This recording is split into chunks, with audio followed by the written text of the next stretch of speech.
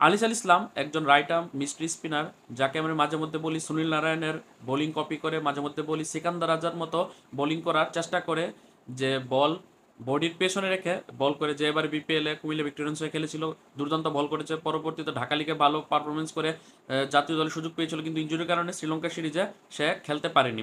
তার জায়গাতে পরবর্তী জাকির আলীকে নেওয়া হয়। পাশাপাশি বাংলাদেশে আরেকজনের কথা না বললে নয়, আবহাওয়া দারুণী দীর্ঘ অনেক বছর যাবত পারফর্ম করছে, কিন্তু ন্যাশনাল টিমে সে সুযোগ পাচ্ছে না।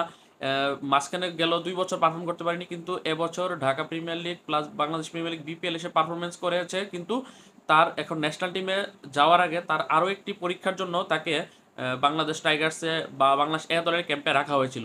এছাড়াও বাংলাদেশ আন্ডার 19 ক্রিকেটে যারা পারফর্ম করেছে, যেরকম মাহফুজুর রহমান রাব্বি, জিশান আলম থেকে শুরু করে অনেক ক্রিকেটার রয়েছে। তাছাড়া বাংলাদেশ আন্ডার 19 ক্রিকেটের রিপন মন্ডল, তাছাড়া ঘরোয়া ক্রিকেটের নিয়মিত মুকিদুল ইসলাম মুগ্ধ, পারভেজ হোসেন ইমন, এরকম অনেক ক্রিকেটার আছে যারা বাংলাদেশ এইচপি অর্থাৎ হাই পারফরমেন্স ইউনিট, যেটা আন্ডার 19-এর পরের ধাপে এটা থাকে। তাছাড়া বাংলাদেশ এ দল বা প্লাস বাংলাদেশ টাইগার্স নামে এই ক্যাম্পে কিন্তু তারা অংশগ্রহণ করে। কিন্তু এই ক্যাম্প খেলে তো আর আসলে প্রস্তুতি নেওয়া যায় না, কারণ এরা আমাদের আগামীর ফিউচারের ভবিষ্যৎ, বাংলাদেশ ন্যাশনাল টিমকে একটা সময় সার্ভিস দিবে। এখন তাদেরকে ওইভাবে প্রিপেয়ার করার জন্য, বড় দলের বিপক্ষে খেলা প্রস্তুতি নেওয়ার জন্য তাদের সবাইকে সমন্বয় করে এ দল, বাংলাদেশ টাইগার্সে এবং এ দলের কিছু ক্রিকেটার, বাংলাদেশ টাইগার্সের কিছু ক্রিকেটার এবং বাংলাদেশ এইচপির অধিকাংশ ক্রিকেটারকে মিলিয়ে বাংলাদেশ এইচপির একটি দল আগামী 13 জুলাই বাংলাদেশ ছেড়ে অস্ট্রেলিয়ার উদ্দেশ্যে রওনা দিচ্ছে। সেখানে গিয়ে তারা টেস্ট, ওডিআই এবং টি-20 তিন ফরম্যাটের খেলবে। যদিও এগুলো ইন্টারন্যাশনাল আন্তর্জাতিক আইসিসি স্বীকৃত নয়, কিন্তু টেস্ট হবে যেটা 4 দিনের ম্যাচ, এবং ওয়ানডে হবে যেটা 50 ওভারের, এবং টি-20 যেটি ফ্রাঞ্চাইজি লিগে যেরকম হয়ে থাকে সেরকম তিন ফরম্যাটে সিরিজ খেলতে অস্ট্রেলিয়াতে যাচ্ছে বাংলাদেশ এইচপি স্কোয়াড, ডাকনাম এ দল।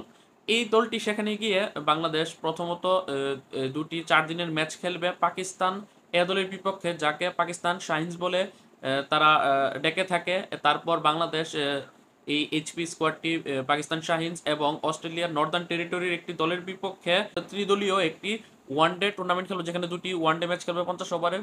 তারপর বিগ ব্যাশের 3টি দল সহ নর্দার্ন টেরিটরির 4টি দল সহ বাংলাদেশ এ দল এবং পাকিস্তান শাহিনস অর্থাৎ পাকিস্তান এ দল, এই 9টি দলের সমন্বয়ে একটি টি-20 টুর্নামেন্টও খেলতে যাচ্ছে। তাই এরকম একটি সুবর্ণ সুযোগ, যেখানে বিগ ব্যাশের দলরা রয়েছে, পাকিস্তানের এ দল রয়েছে, পাশাপাশি অস্ট্রেলিয়ার নর্দার্ন টেরিটরির দল রয়েছে, তাদের সমন্বয়ে যে সিরিজটি অনুষ্ঠিত হবে সেটিতে বাংলাদেশকে আমন্ত্রণ জানিয়েছে অস্ট্রেলিয়ান ক্রিকেট বোর্ড বা ক্রিকেট অস্ট্রেলিয়া। সেখানে তারা গতবার প্রতিবারই কিন্তু তারা এই টি-20 বিগ ব্যাশের আগে তারা একটি টুর্নামেন্ট করে থাকে, যেখানে বিগ ব্যাশ এবং নর্দার্ন টেরিটরির দলগুলোকে নিয়ে তারা একটি টি-20 টুর্নামেন্ট করে থাকে। তারপর সেখানে তারা গতবার পাকিস্তান শাহিনস অর্থাৎ পাকিস্তান এ দলকে তারা আমন্ত্রণ জানিয়েছিল, তারা সেবার গিয়ে খেলেছিল।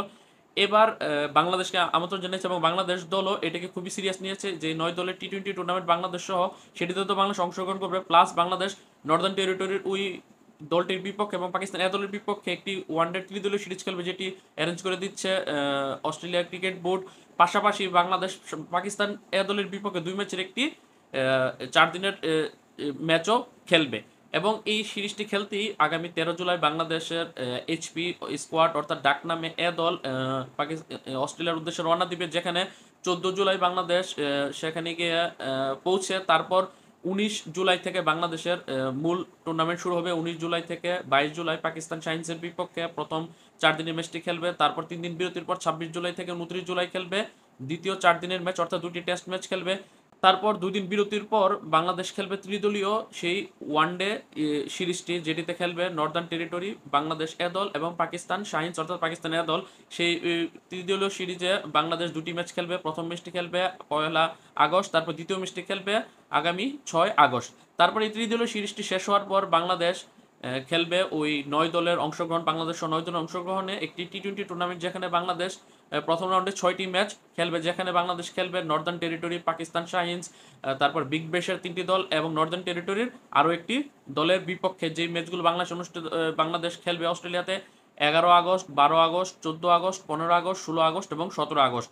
তারপর আগামী 18 আগস্ট অনুষ্ঠিত হবে দুটি সেমিফাইনাল। এই 9টি দল থেকে উত্তীর্ণ 4টি দল গিয়ে সেখানে 18 আগস্ট দুটি সেমিফাইনাল এবং ফাইনাল ম্যাচ ওই দিনই অনুষ্ঠিত হবে। তারপর আগামী 19 আগস্ট বাংলাদেশ দেশের জন্য ফিরতি উড়াল দিবে।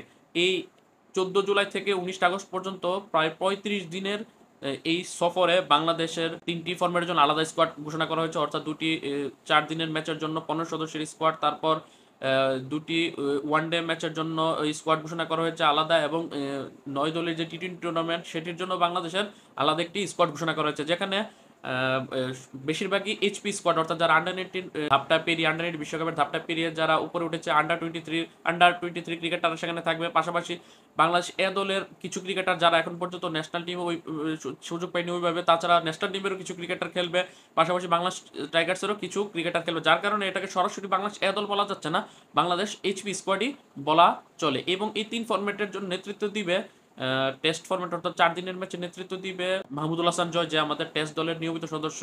পাশাপাশি ওয়ানডে ফরম্যাটে নেতৃত্ব দিবে আফিফ হোসেন, যেখানে ভাইস ক্যাপ্টেন হিসেবে দায়িত্ব পালন করবে আকবর আলী, এবং যে টি20 টুর্নামেন্টে সেটাতে নেতৃত্ব দিবে আকবর আলী, এবং ভাইস ক্যাপ্টেন হিসেবে থাকবে মাহফুজুর রহমান রাব্বি, যে আন্ডার 19 টিমের একজন সদস্য ছিল।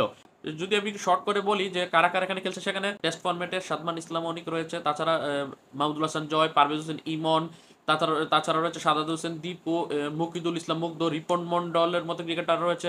আবার ওয়ানডে টি20তে রয়েছে তানজিদ হাসান তামিম রয়েছে, যেখানে আফিফ হোসেন ধ্রুব, পারভেজ হোসেন ইমন, রিপন মন্ডল, মুকিদুল ইসলাম মুগ্ধ, আবু হায়দার রনি রয়েছে, আলিসুল ইসলাম রয়েছে। তারা এই দুটি দলে তারা বিভক্ত হয়ে খেলছে, যেখানে ওয়ানডেতে নেতৃত্ব দিবে আফিফ হোসেন এবং টি20তে নেতৃত্ব দিবে আকবর আলী। এবং এই যে বাংলাদেশ, যেটি বললাম যে বাংলাদেশ দুটি টেস্ট ম্যাচ খেলবে পাকিস্তান শাহিনসের বিপক্ষে, অর্থাৎ 4 দিনের ম্যাচ খেলবে পাকিস্তান দলের বিপক্ষে, এবং দুটি ওয়ানডে খেলবে পাকিস্তান শাহিনস এবং নর্দার্ন টেরিটরির বিপক্ষে, এবং 9 দলের যে টি20 টুর্নামেন্ট সেখানে বাংলাদেশ যে 6টি ম্যাচ খেলবে, তার মধ্যে বাংলাদেশ বিগ ব্যাশের 3টি টিমকে তাদের প্রতিপক্ষ হিসেবে পাচ্ছে। তারা হচ্ছে মেলবোর্ন রেনেগেটস, পার্থ স্কর্সার্স, এডিলেড স্ট্রাইকার্সের মতো দল, যারা বিগ ব্যাশের বিখ্যাত কিছু এবং জনপ্রিয় কিছু দল। তাছাড়া বাংলাদেশ পাকিস্তান শাহিনসের বিপক্ষে তো একটি টি20 ম্যাচ খেলবে, এবং নর্দার্ন টেরিটরি সহ আরেকটি দল তাসমানিয়ার সাথেও বাংলাদেশ টি20 ম্যাচ খেলবে। 6টি ম্যাচ খেলবে বাংলাদেশ প্রথম রাউন্ডে, এবং মনে করি এই টুর্নামেন্টটি বাংলাদেশের ক্রিকেটার যারা উঠতি ক্রিকেটার, যারা পরবর্তীতে বাংলাদেশ ন্যাশনাল টিমকে তারা প্রতিনিধিত্ব করবে, তাদের জন্য খুব ভালো একটি টুর্নামেন্ট হবে। এবং আমরা অনেকেই জানি যে 2027 সালে বাংলাদেশের অস্ট্রেলিয়ার মাঠে গিয়ে 2টি টেস্ট ম্যাচ খেলার কথা রয়েছে, পাশাপাশি ওয়ানডে টি20 হওয়ারও কথা রয়েছে। এখন সেটি চূড়ান্ত হয়নি, তবে 2টি টেস্ট ম্যাচ তো রয়েছে অবশ্যই। এবং বাংলাদেশ যেহেতু সচরাচর অস্ট্রেলিয়াতে সফর করে না, অস্ট্রেলিয়া আমাদেরকে আমন্ত্রণ জানায় না, সেদিক থেকে বাংলাদেশের এই যে উঠতি ক্রিকেটাররা তারা 2027 সাল আস্তে আস্তে কিন্তু তারাই ন্যাশনাল টিমে রেগুলার সদস্য হবে। তখন ওই সিরিজটি 2027 যেটি হবে সেটি খেলার আগে এই ক্রিকেটাররা যারা এই সিরিজটিতে এখন বর্তমানে যে প্রায় অস্ট্রেলিয়াতে সফর করবে টেস্ট, ওডি এবং টি20তে বাংলাদেশ এইচপি স্কোয়াডে দলে তারা খেলবে, তারা কিন্তু একটি ভালো একটি অভিজ্ঞতা অর্জন করতে পারবে, ভালো একটি সফর করতে পারবে। আশা করি বাংলাদেশের এই এইচপি স্কোয়াডের নেতৃত্বাধীন এই দল বা বাংলাদেশ টাইগার্সের সমন্বয়ে গঠিত এই দলটি ভালো কিছু করবে, তার প্রত্যাশা রেখে আজকের ভিডিওটি এখানে শেষ করছি।